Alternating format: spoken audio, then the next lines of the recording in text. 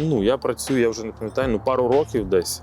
Реально вже стало не вистачати на життя. Я випадково йшов по вулиці і спитав у чувака з сумкою, скільки він заробляє.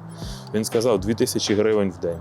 Це було взимку, я думаю, ніхіра собі тоді. Я там і сидів на мівіні і воді, і 2000 гривень в день – це було для мене багато. Коротше, я в той же день зареєструвався, я ще був в якихось таких чоботах, які ледве там по 2 кілограма кожен, і я в них оце ходив в цю мокру погоду, це був мій перший день доставці. Я став заробляти там за тиждень, як я в своїй цій конторі за місяць заробляв, тому для мене тоді це було важливо.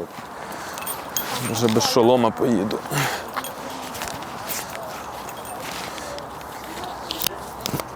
До речі, я ж у вас украв.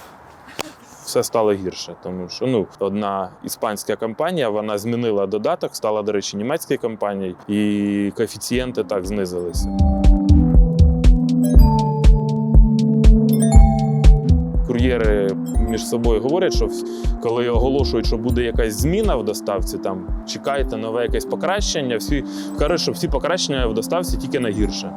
Це в будь-яких оцих платформах, є сам такий термін «згівняння» називається в Вікіпедії.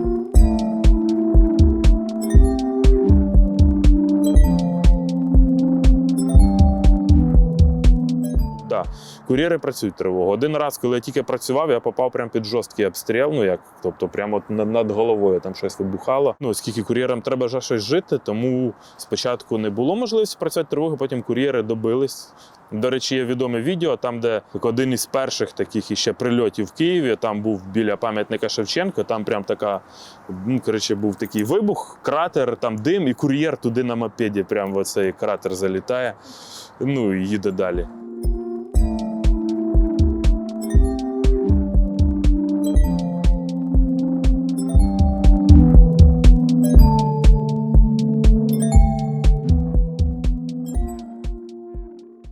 Гіг-економіка, також відома як платформена економіка, або як ми її іноді називаємо халтурна економіка.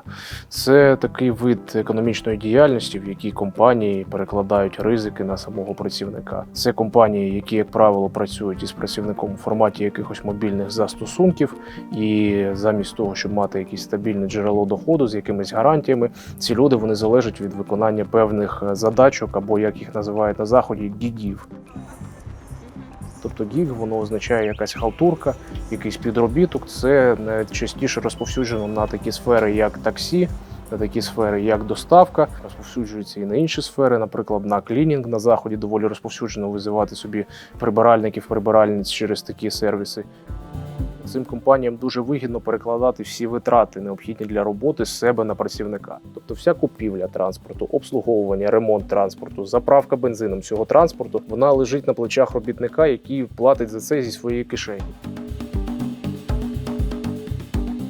Для кур'єрів, які виконують доставку, в багатьох службах є таке правило, що вони мають виконувати від 80 і більше відсотків замовлень, які їм поступають, вони зобов'язані їх приймати і вони зобов'язані їх виконувати. Навіть якщо не подобається тариф, навіть якщо не подобається маршрут, навіть якщо не підходять, наприклад, погодні умови. З приводу якихось там травм, виснажень і так далі. Це дуже залежить від того, як людина працює, але в гіг-економіці все стимулює до того, щоб працювати якомога більше, щоб працювати, поки ти сам як інструмент не зламаєшся. Тому багато людей, вони працюють по 12 і більше годин на день, деякі працюють взагалі без вихідних. Інколи в людей просто не вистачає сили для роботи, тому вони починають стимулювати свій організм різними законними і не дуже законними способами для того, щоб бути бадьорими і стояти на ногах. Це смертельно небезпечна робота, це травмонебезпечна робота. Наприклад, на мотоциклі шанс летального завершення ДТП в Україні в 28 разів вищий, ніж шанс летального завершення ДТП на автомобілі. Смертельні аварії я бачив на всіх видах транспорту. Звісно, що мотоцикл найбільш, бо він найшвидший. Є кур'єр, який, я знаю, загинув на мотоциклі. Тобто кур'єри так гинуть. На переході чувака збили. Він там сам був неправий, звісно, але загалом, так. Да. Зато моїх знайомих майже всі в аваріях побували. Тут чувак їхав на самокаті, його здуло вітром. Він упав, втратив свідомість. Пам'ять відрубала на деякий час.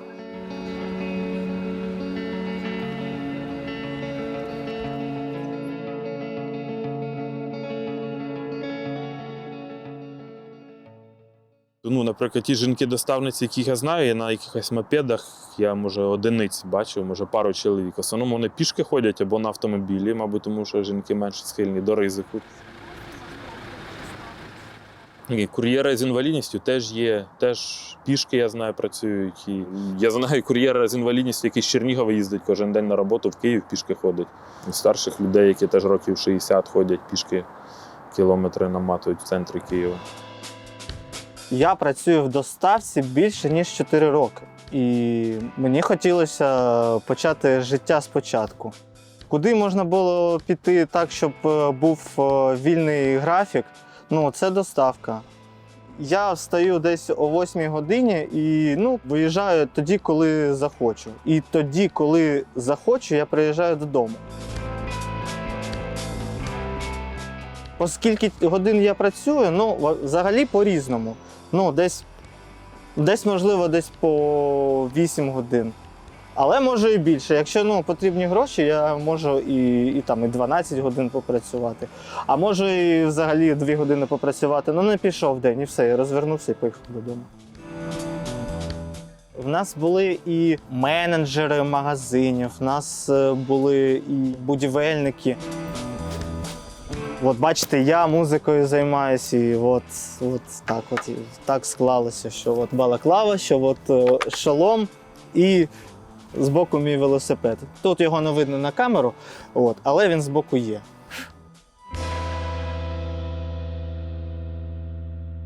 В нас є мужик, 77 років, працює в доставці на електровелосипеді.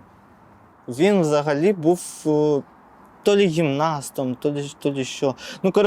Спортсменом. І що? А далі пенсія. Пенсія у нас, пам'ятаю, спочатку він тірявся. Тобто йому дали смартфон, він запитував мене, як тут нажимати. А потім проходить час і він все схватив.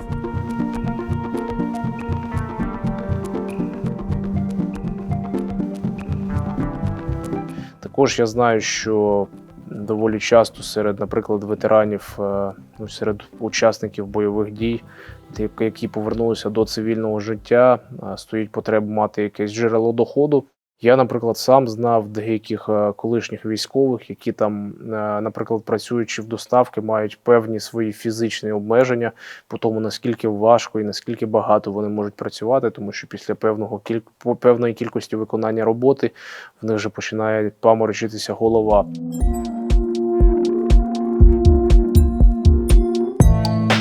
Перші кур'єрські протести вони відбулися трохи більше, ніж через півроку після того, як компанія Glovo першою разом з Uber Eats з'явилася на ринку України. По-перше, мені здається, треба надати трохи контексту, як працює гіг-економіка.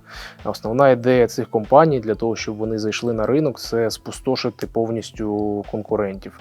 Яким чином? Вони перший період, поки знаходяться на ринку, нову країну, яку запускають свою службу доставки, дуже великі інвестиції вливаються в те, щоб переманити всіх працівників, всіх кур'єрів від якихось місцевих бізнесів, від локальних ресторанів, в яких є своя служба доставки. Як тільки цей бізнес-план захоплення через, наприклад, підвищення зарплат, він здійснюється, то компанії, звісно ж, починають потім вже своїм кур'єрам, які до них вже влаштувалися, поступово різати заробітні плати. Glovo вже декілька кроків для того, щоб знизити реальні доходи кур'єрів, зробили. Ми намагалися до цього привернути увагу, ми намагалися вплинути на компанію, організували вуличні акції, вони були під офісом компанії, вони були під Поштовою площею, але ця сфера, вона настільки апріорі не працююча, що вона першопочатково була створена під порушення законів, під невизнання робітників робітниками, під невиплату податків. Тому якщо ці компанії почнуть працювати за законом, вони розоряться, бо їх бізнес-модель, вона не життєздатна. Я ледве не здох, коли їхав на велосипеді до цього офісу. Тут кожен день спека по 35 і більше градусів. В мене просто текло все. Аномалія. Це вони вважають хорошою погодою, коли можна ставити мінімальний в історії в компанії коефіцієнт. Найнижчі заробітки, яких взагалі не було. І бонуси також відмінили. Я приходив туди, я був впевнений, що нічого не дасть це. Тобто я так прийшов, мене позвали, що вже відмовлюсь. прийшов, але реально дало, тому що все, за що ми страйкували, все було впроваджено. Хоча я навіть не вірив в це. Ну, наприклад, те, що подача стала оплачуватися. Раніше в цій естонській компанії тобі оплачували тільки маршрут від закладу до клієнта. А то, що ти, наприклад, звідси, я ловив замовлення десь на оболонь за 50 гривень, воно ж це не враховувало.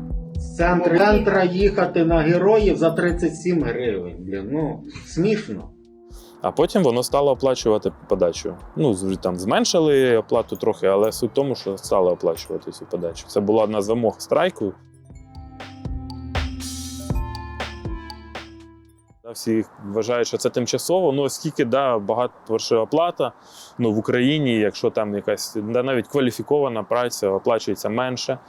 Плюс вільний графік, оскільки це не регулюється, ти не платиш податки, за рахунок цього, якщо брати якусь там середню зарплату по Києву, 25 тисяч гривень. Ми там намагалися навіть створити профспілку, яка буде відстоювати права. Але проблема в гіг-економіці полягає в тому, що це така зайнятість, в якій ніхто себе не сприймає всерйоз на довгий час. Ті люди, які там хотіли приєднатися до цієї профспілки, як якийсь там керівний орган профспілки, вони вже собі познаходили інші роботи, вони вже розчарувалися в гіг-економіці як в сфері для того, щоб вони могли себе забезпечувати заробітками.